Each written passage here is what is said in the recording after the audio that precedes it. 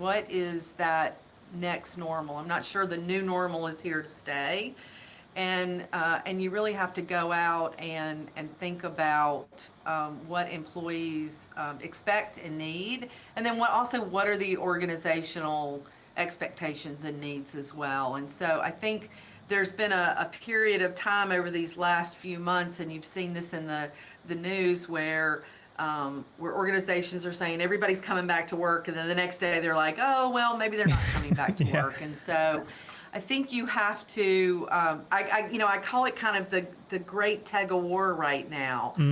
We know that employees want flexibility, but there also are what I call kind of moments that matter, that we're together as a team or an organization, and we don't want to lose that, solving critical customer issues or mentoring someone. There are going to be those really critical moments that we need to be together, both today and quite frankly in collaboration and mentoring the next generation of leadership.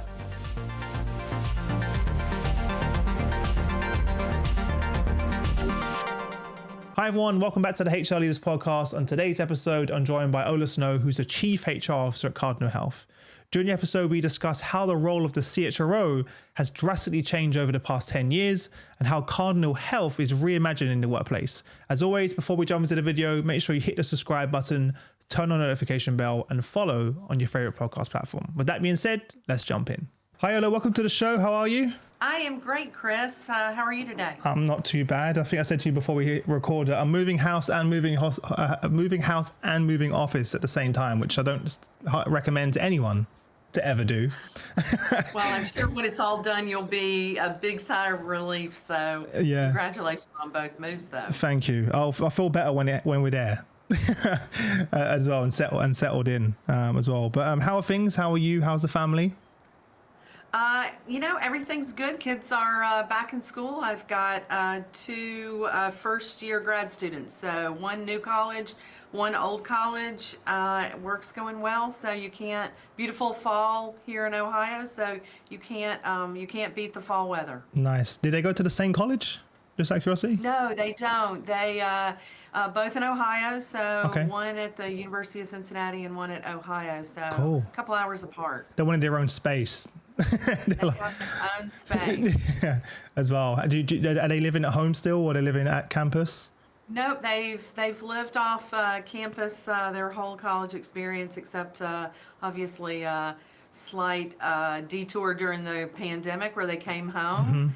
But no, they're off and about, just far enough away not to come home and do laundry every week. Yeah, it sounds like my brother. He still figures out a way to go home and drop off his laundry to my mum as well. I was like, you got to grow out of this at some point. You can't. You got to do your own laundry. Yeah, that's like that's his last attempt to that's his last kind of semblance of connection to the house probably as well. He'll finally leave. But yeah, so good to speak to you again. Are you back in the office full time as well now, or have you never really left during the last couple of years? We left for a period of time during the pandemic. About half of our workforce, stayed and worked through the pandemic in our manufacturing centers and DCs. I led the pandemic team, so I was really never left. Worked kind of throughout the office. We're in a hybrid situation, but for me, I like kind of that division of going to work and coming home and separating the two as much as you can. So for me, it just works for me, but we have employees in all different kinds of situations. Yeah, I'm with you, by the way. I like the separation, I like of leaving the house and leaving that home and work. Obviously, there is a blend, of course. You can never get away from that. But just separating my mind more so when I leave the house, I'm like in work mode. I get home, I'm in dad mode. And husband mode. I found myself during the pandemic, not getting out of my pajamas, and that wasn't necessarily, it was never leave your desk kind of sun up to sundown, and for me that just wasn't working. So coming back to the office and getting energy around people, and works for me. But again, understanding that, flexibility is incredibly important. So we're in our next normal, whatever that is as an organization. The new normal. So just going back for a second, did you choose HR or did HR choose you along the way? I love asking that question because it feels like most of our audience, probably 99%, didn't plan on being a CHRO. You kind of found them along the way. It was a little bit of both. So I went to school for HR, and then when I graduated, I went into hotel operations. So I kind of left HR, worked for Marriott out of college in their kind of management program, and then kind of migrated back to a training and development role in the restaurant business, and then kind of never left. So I've done all sorts of things in HR, but I went to school and then left, and then it found me again. So here I am 20-something, 30-something years later. You couldn't escape it. Could not escape it. It was meant to be. Well, given that you've been in the industry for some time now, how have you seen the role of the CHRO shift in the last, say 20 years? If I suppose you've seen it that for that long. What would you say is the biggest shift that you've seen? I would say that I think that the role and the function has always been a critical part of the business, but I do see, obviously, human capital is probably one of the top challenges that organizations are facing, and I do think also our employees have different expectations of their organizations that they had 20 years ago. So when you think about critical skills and you think about business strategy and you think about human capital and future of work and you think about culture, like, I don't think we have a more exciting role than we have right now. Our businesses need our function. They need us for today, and they need us for tomorrow and the success of our businesses. So it's cliche to say that we come to the table as business leaders first, but we really do come to the table like CFOs come to the table and think about risk of the organization. We're working with boards on culture and risk alongside the CEO and the CFO. So it has put a spotlight on our function. During the pandemic, we were managing COVID. Most of us were leading some kind of teams in some capacity.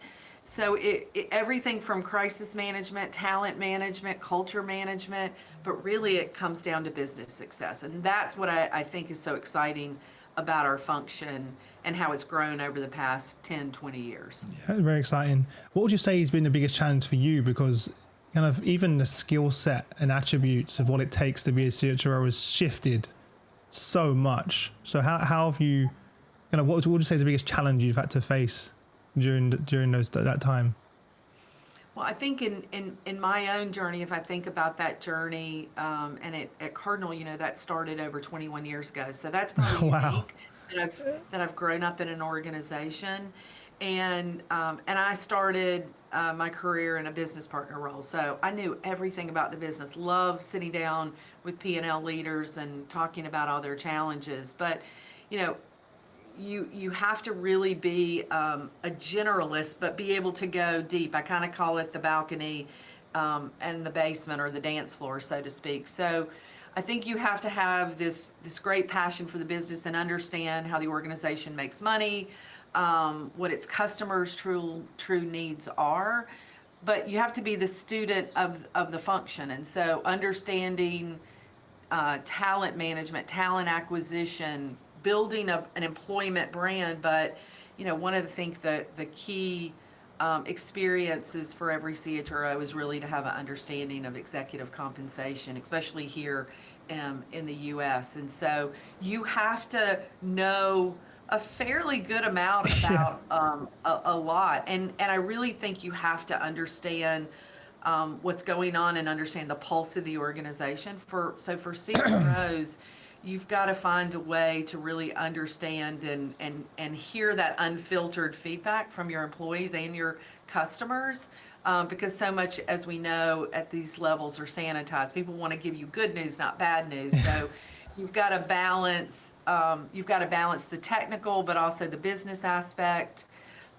There's just, and it's always changing, which is the exciting part of our jobs as well. Yeah, like especially if you think about the digital transformation piece as well. Like, when I started doing this, it wasn't even called HR. I think it was like personnel relations back then when I was 17 years old. Management. Yeah, exactly. Before HR, now HR's outdated. Many people now, it's the people function, kind of this evolution that we've gone through. But thinking about the analytics side, we just finished our global people analytics summit, and I never thought I'll be talking about AI and VR and predictive and prescriptive analytics and HR in the same sentence, let alone doing an entire conference about it. But how have you always been able to keep yourself upskilled and up to date? What are your go-to articles or websites or tools? How do you keep up to date with what's happening? I get up every morning and read the NACD reports. So I kind of start with the corporate directors. What is on the minds of our board of directors, and I kind of start there, and I go to the Wall Street Journal. I hit some trade magazines along the way.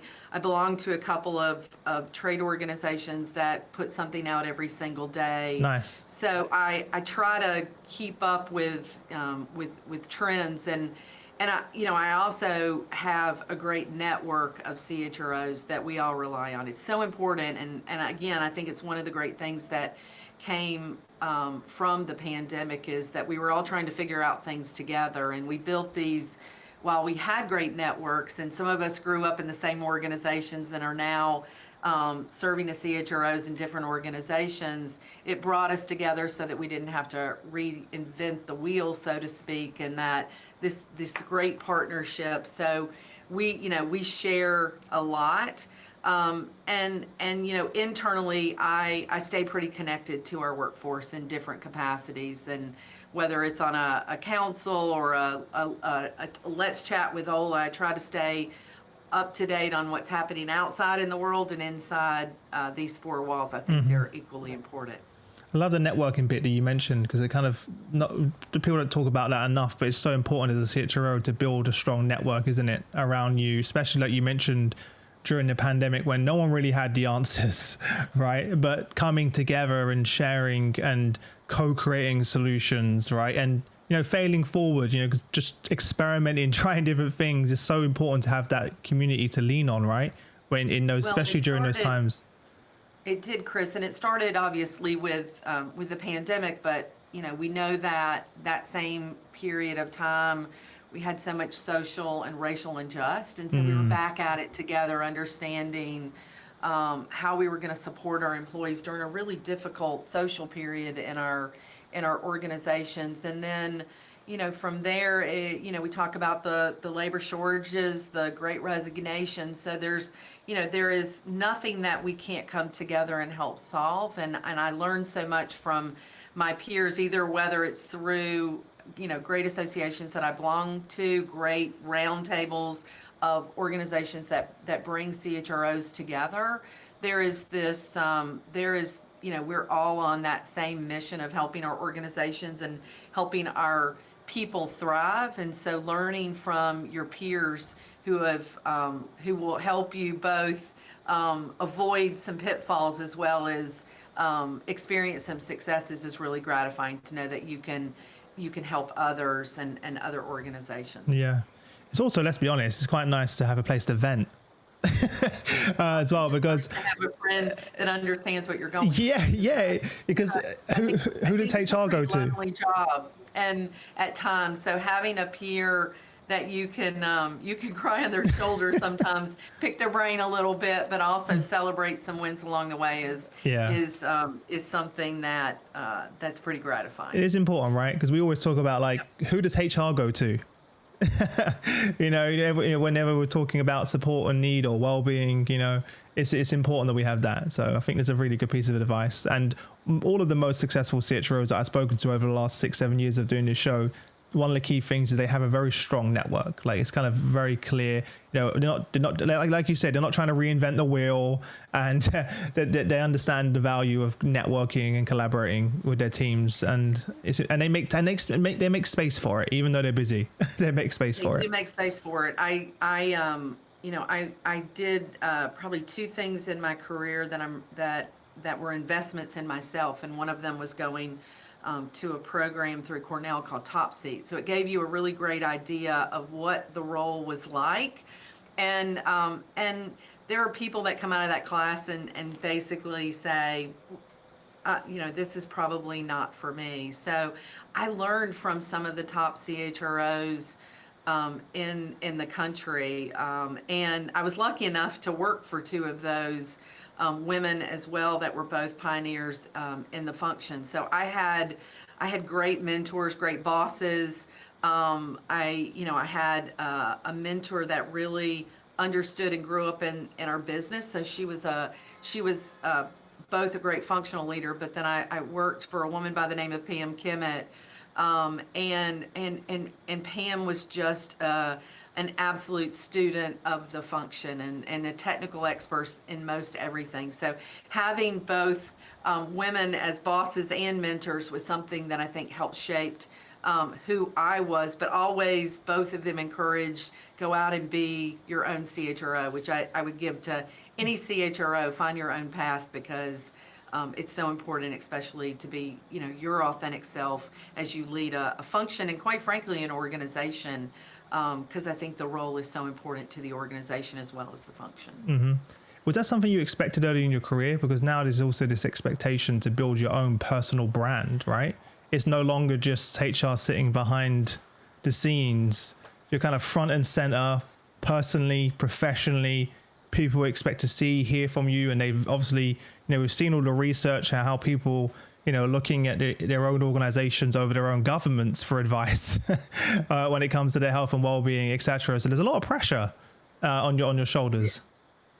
There is, no day is ever the same. I will tell you, this week I am speaking at a community event tonight around women reshaping the future. So I'm speaking to a shareholder. We're getting ready to have our shareholder meeting. So I'm meeting with our shareholder team, but meeting with a pretty major shareholder and also a customer. So think about that, right? And there's always a day meeting with our leaders and our employees. So the role is so dynamic that you're meeting with every stakeholder, and I'm doing that, I think, in 1 week, which is not unique for many of us as well. So yeah, it is a dynamic, and I also think the role of CHROs, especially during the pandemic, has given our employees a connection. I was out in front of our employees every week. Helping them understand this is, pre-vaccination. They were coming to work every day, either behind Zoom.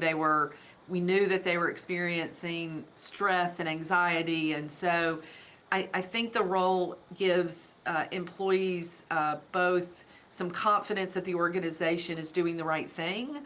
But, I always was told we really are the conscience of the organization and make sure that we're taking our employees' well-being. And so I talk to employees on Zoom or chat or Yammer all the time, and I think CHROs are so accessible to their employees, and to make sure that employees can thrive in our organization. And I think that's what I'm so proud of about our function as well, is that we really do want people to thrive both in our organization and at home and in their communities. Yeah, it's great. Is it something you feel like you've gotten used to now, being front and center? Was that always something you're quite comfortable with, or it's kind of a journey?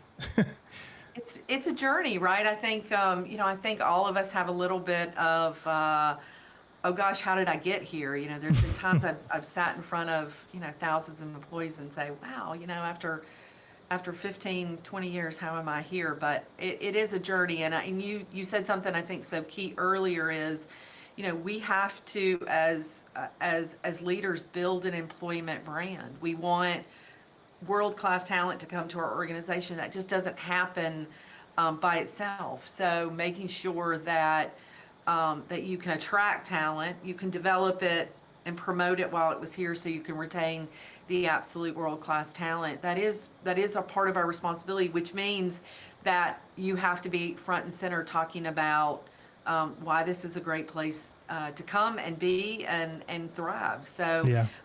so it is a responsibility, I think, that we all have to represent our organizations and the great brands and missions that we all have. Yeah, I wasn't going to ask this, but you kind of just made come to mind. What advice would you give to HR leaders that or CHROs that are presenting to investors and for the first time? You mentioned you're going in front of the stakeholders this week. You know, what is there a particular set of questions you ask yourself before going in? Like, how do you prepare for those? Yeah, we have a robust team and something that we get in front of our investors several times during the years, but and understand, you know, what matters to them, and obviously the performance of the organization is front and center, but also what's your talent strategy? Investors are really curious to know what organizations are doing around ESG. And for me, I talk a lot around diversity, equity, and inclusion, and how we're holding ourselves accountable to providing an equitable workforce as well. So we talk a lot about executive comp, so that's always front and center with shareholders. And do you have a pay for performance culture set up in your compensation plans? And so those are the things, when I'm sitting or my team's sitting in front of investors, those are some of the subjects that we're talking about every day. And those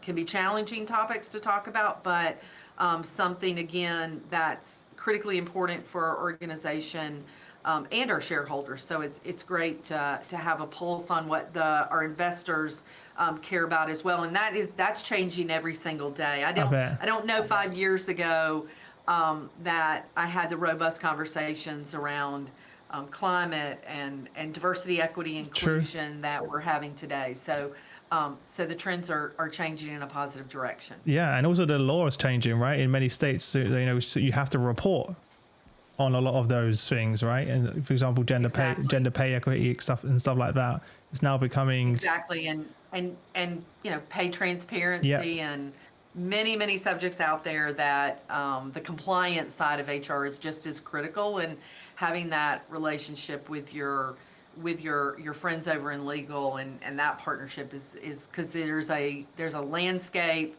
especially state to state, in some cases even cities. So you certainly have a lot to keep up on in the compliance world. Keeping you on your toes. Yeah, because people expect that stuff just to work, right? Or just to happen. But there's a lot of work that goes into it, and to keep up to date with everything that's going on that people don't really think about or realize as well. Absolutely. Everyone at the moment's on this journey to kind of reinvent work. And how work gets done. I was wondering, you know, what are some of the ways that you're reimagining the workplace at Cardinal Health at the moment, given the last couple of years we've had behind us? Yeah, you know, it's I said this earlier, but you know, I think we all have to look towards what is that next normal. I'm not sure the new normal is here to stay. And you really have to go out and think about what employees expect and need, and then what are the organizational expectations and needs as well. And so I think there's been a period of time over these last few months, and you've seen this in the news, where organizations are saying everybody's coming back to work, and then the next day they're like, oh, well, maybe they're not coming back to work. And so I think you have to, I call it kind of the great tug of war right now. We know that employees want flexibility, but there also are what I call kind of moments that matter, that we're together as a team or an organization, and we don't want to lose that, you know, solving critical customer issues or mentoring someone. There are going to be those really critical moments that we need to be together, both today and, quite frankly, in collaboration and mentoring the next generation of leadership. But it is a balance, right? You don't have to be in the office 5 days a week. So for us, we have our own version of hybrid work model. There's a lot behind the scenes because as easy as that sounds, to your point, Chris, you got to make sure you tax people correctly and All of that all the stuff. stuff that Yeah. that people don't realize. But for us, we're trying to redesign the workplace, and really think about helping and thinking about those moments that matter, and then creating a space where people can come together and collaborate. So, the days of thousands of cubes, I think, are gone. So, designing spaces where people can come together to solve issues, to work on ideas, to be innovative. I think that's what we're thinking about from a workspace. I have the privilege of not only leading human resources, but I have several other functions that I think really do shape the employee experience, and facilities and real estate is one of those, as well as environmental health and safety and travel and lots of other things that really do make up an employee experience. And so those groups coming together to thinking about how do we set up an environment, as well as, policies and expectations where employees can thrive. It really is still about our customers, right? And the mission of our organization, and what are those moments that we need to be together, and then where are those moments that you could be anywhere to just do individual work. It's so important. I love the way you put it. It's sort of the tug of war. Because it is a little tug of war. it is. But it's important to understand, like you said, employees have their own expectations, but so does the business, right? So we kind of have to meet halfway, and also that's going to be different for each employee. How have you approached that? Do you have like a position, like, a lot of companies are leaving it in the hands of the managers to do it with the individual teams, and or they've set some principles and guidelines? What's been your approach of how you've done that? Yeah, we're doing just that. We're setting some guidelines along the way, and we do actually call them moments that matter. So there's some nice. non-negotiables. Yeah. So in with onboarding, we believe that that onboarding should be done in person if at all possible, right? Meeting your new teammates, creating those relationships. We know how important relationships are to work, and so how do you create those along the way? So we have some guidelines for sure, but we also empower our leaders to understand we certainly and always have had roles that are 100% remote. And that will continue to work for us in the future. But we do leave it up to our vice presidents and above to understand what is best for their team. And my team comes together for staff meetings. I'm not sure every team does that in our organization, but it's a time, 2 or 3 days a month, that we can be together and collaborate, whiteboard, and like you said earlier, it kind of works.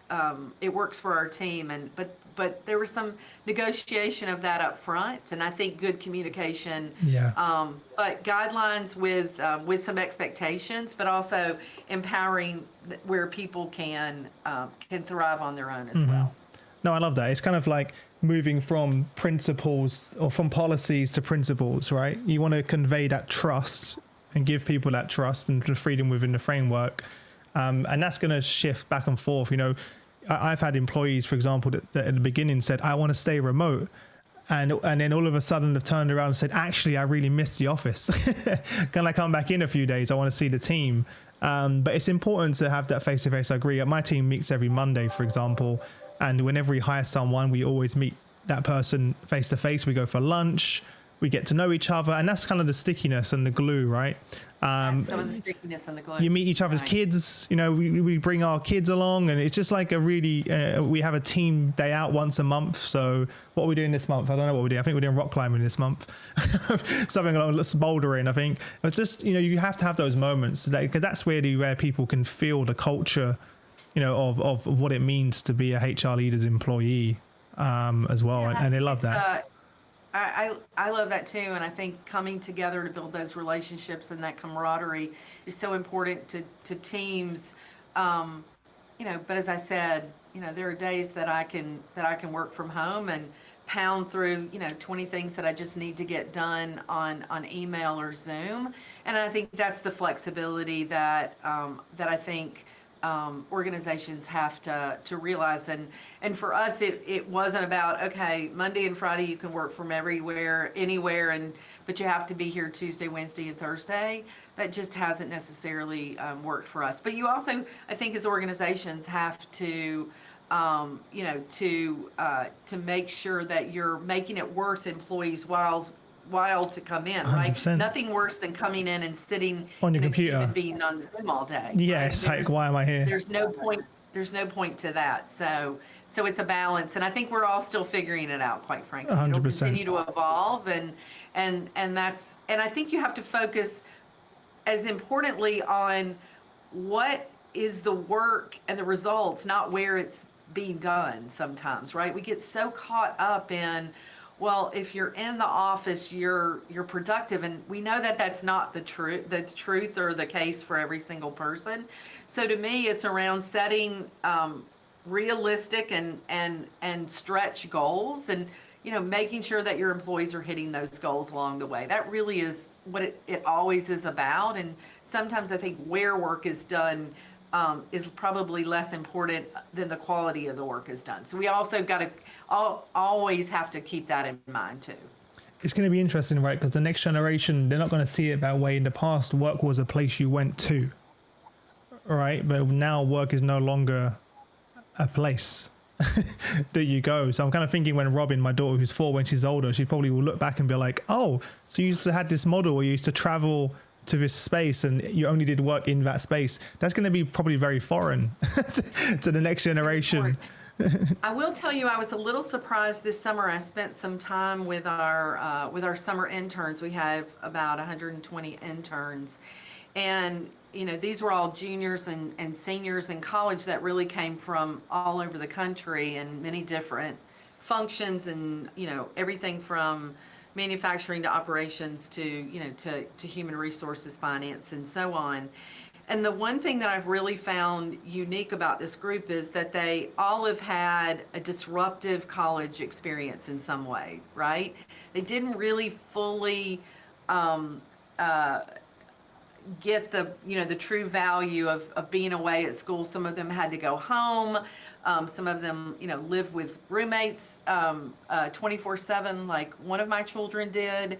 And they miss that experience of being together when you need to. So I asked I asked more questions than maybe I normally do, and their expectations is they want to learn from the leaders of today, and they want that to be sometimes in person, and they all said we want to be in the office when we need to be in the office, Very important. not just when everyone wants us to be in the office. And so again, I think they see the balance of it's about work, and some work needs to be done together and some work doesn't need to. I think they're a pretty wise generation. Yeah. Microsoft released some research recently. I can't remember. I think it was about 20,000 employees that they surveyed. And one of the findings, no surprise, the number one reason people will return to the office is for each other. That was the number one. No, you shouldn't be surprised there, right? We want to come back to see each other, not to open our laptop and continue in our Excel spreadsheet, but to collaborate, meet each other, like you mentioned, work on projects and innovate and connect. Go to lunch, have fun, have a laugh. These are all very important things. I think there's some early research, and so we'll keep an eye on this, but there's a lot of studies around isolation and really around not just the mental aspect that has on people, but also the physical aspect. And actually loneliness and isolation can take years and years off your life. And we had an isolation and loneliness problem before the pandemic, and think about that post-pandemic too. So sometimes it's getting people back together to build those relationships that I think are so key for the future. Yeah, I've noticed that, and I've had to be conscious of some of our employees who live at home alone. They're single, they live at home alone, and I had some employees that didn't see literally another person for a couple of years almost during the pandemic. I mean, in terms of like real bonding, in-person connection. So trying to be a bit more thoughtful about how we bring those people and make sure we're conscious of that in conversations. And that's one of the reasons why I like bringing the team in every Monday and doing those monthly activities. I know at least there's an opportunity for everyone to come together as well. But listen, before I let you go, I want to jump into a couple of questions for our quickfire round. So awesome. I'm going to ask you some questions. I ask every guest this, but I never tell them that I'm going to do it. So it's a surprise. But you only got 30 seconds per question. Are you ready? I'm ready. What are your hobbies and passions outside of the office? I love to cook, and I'm an on-the-fly kind of cook. And I over the past several years, I've loved to learn about wine. So there's always some wine showing up at my door. I just got back from California. Nice. So cooking, traveling, wine, those are some of my passions. What's your go-to dish? If you had to just do like, this is, my go-to dish that I'm famous for. I will tell you, whenever my kids come home, it's chicken pot pie, which nice. I'm Southern, so it's a good Southern recipe. We don't have that in the UK. I need to try that because I hear about it. Through like TV, movies and TV shows, we hear about the chicken pot pie, but we don't have that in the UK. So I'll send you, I've got a great recipe, so I'll just send it right over to you. Send it over. And what's a good wine to go with that? You know what? I think any wine is a good wine. Any wine. I'm kind of a go-to red person, but I'd probably go with a Pinot, so not quite as happy. But in the summertime, I kind of rely more on a good rosé or a good what I would call a Chardonnay, but not oaky. I don't like an oaky Chardonnay. So I'm learning a ton of things about wine. But sounds like you get along well with my wife. As well. If you could click your fingers and change one thing about HR, what would you change? I think HR, one thing I might just change is kind of the stigma that still is around HR, right? Oh, you got to call HR. I think our HRs are great problem solvers, but also I think that we should come to the table every day and just be great listeners. I think you can learn a lot by listening and learning. So probably just the stigma around HR, but I hope that we're all great listeners as well. Love it. Talking of stigma, how do you think your two kids would describe what you do for a living? Well, I'll tell you, when they were young, I know what they thought I did. They thought I just hired and fired people. That's what they would say. Tell all their friends. That's right. That was the younger. I recently asked my daughter this, and because she's studying to be a speech pathologist, I'm like, what do you tell people that I do? And she said, I tell people you're the CHRO, and that really is about helping the business and people win. Wow, that's actually one of the best answers I've generally heard. I've asked this question a lot. That's a great, if you had to elevate a pitch very quickly, say the role of HC, that's great. That's a great answer as well. Wow. If you wasn't doing HR, what do you think you'd be doing? Wow, that is a great question. I would love to be a sideline reporter for like ESPN or something. I think that would be totally. Do you know what's so funny? A few guests ago, I can't remember the name of the CHRO now. They said the exact same thing. That is, and I was it really took me back. And now you've said that a week later. I love football and other sports, but I'd probably be.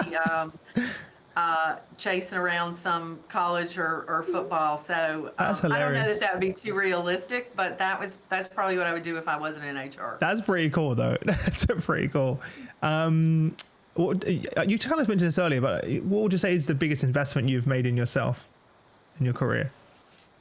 Yeah, I think that like I said, I think HR people are pretty, sometimes we call ourselves the cobbler kids a little bit, right? We're investing in everybody, but it's hard for us to invest in ourselves.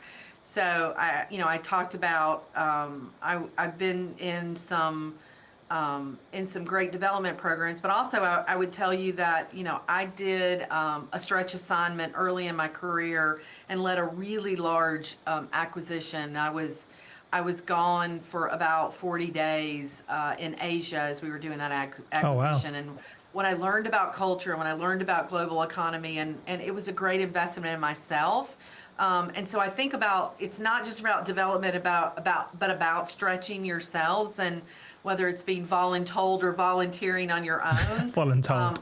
Always pushing yourself to keep learning, just keep learning. And so those are two ways that I think I've invested in my career. Love that. I never heard of voluntold before, but that's a good one. We get voluntold a lot. I know, I realize. Yeah, now you said That's a it. great opportunity for you, Chris. I'm going to describe that as how my wife asked me to do things. I'm getting voluntold. Yeah, that's basically. You are. There you go. It's a word now. You have it. I have a word for it now. That's right. Who would you say is the one person in your career that's had the biggest impact on you? Oh, wow, that's a good one. I have had some incredible mentors, but I would say that it was my husband. Now, let me explain that really quick. We both had really competing careers early in our marriage. We're in Ohio with no family, 2 small kids. And so he really made some big sacrifices so that I could continue my career and track. And I'll tell you, he's my biggest cheerleader. We've created this wonderful partnership that's allowed me to balance both my career and my family. So I would not be here if it wasn't for my husband, for so many reasons. So my husband. That's amazing to hear. My husband, literally, when he took a step back, I just catapulted. We didn't fight. I said we never fought about.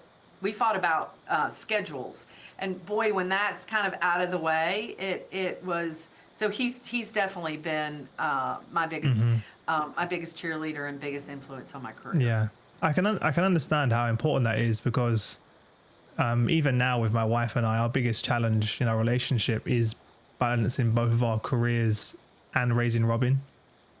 And you're right, our biggest challenges or arguments right now is about schedules. So I can see how that would be so important, because if either one of us did that, it would really help catapult the other individual. But that's something we constantly. It's tough, man. It's tough, and anyone listening can relate. It's tough to do that. Everybody can relate. And especially in your situation, where you don't have the luxury of having family locally to help with the kids, and it is sacrifice. And to be honest, I wouldn't be able to do what I do without Natasha. She takes more of the work in terms of picking and dropping off Robin, being at certain places and times that I can't be in order for me to do what I do at HR Leaders and grow the company as well. So I would probably say her as well if I had to answer that question, because there's no way I could do what I do without her as well. Love that answer. And then last question, what would be your advice, kind of parting piece of advice for sort of the HR leaders of tomorrow that are going to be sitting in your seat one day? This one's easy for me. So you, of course, need great mentors and great sponsors and great teachers along the way, but find yourself some truth tellers. Seek out people who will actually tell you what's going on. They'll hold you accountable.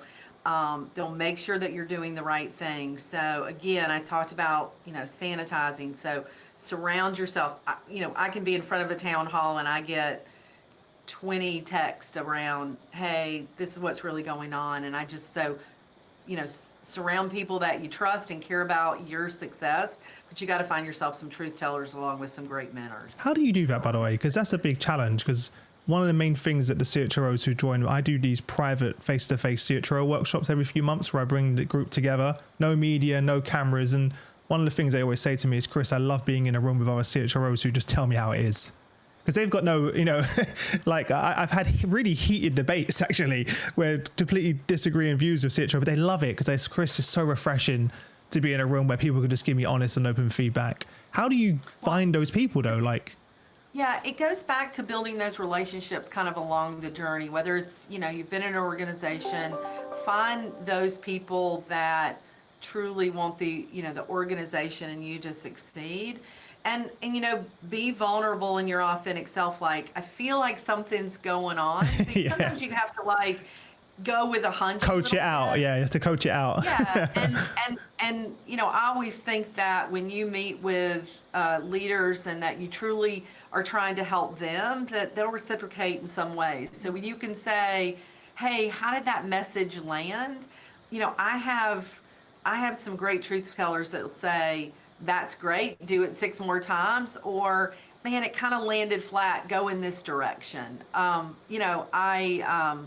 it takes some It's a time, journey. but it Yeah. really is around surrounding yourself with folks that have some of the same goals as you and that you can be vulnerable with. And even, that didn't feel great. Tell me how that went. And so, it takes time, and you cannot give up your truth tellers either, right? No, they're important. They are, they're important. So I can't, sometimes I learned something, and I can't go say, hey, Chris Rainey's told me this, right? You've got to hold that in confidence. And so it's an ongoing process. But Good I love the advice. fact that people come to the table and tell you what's really going on. Well, look, Ola, I appreciate you coming on the show. It's nice to finally see you. We made it happen.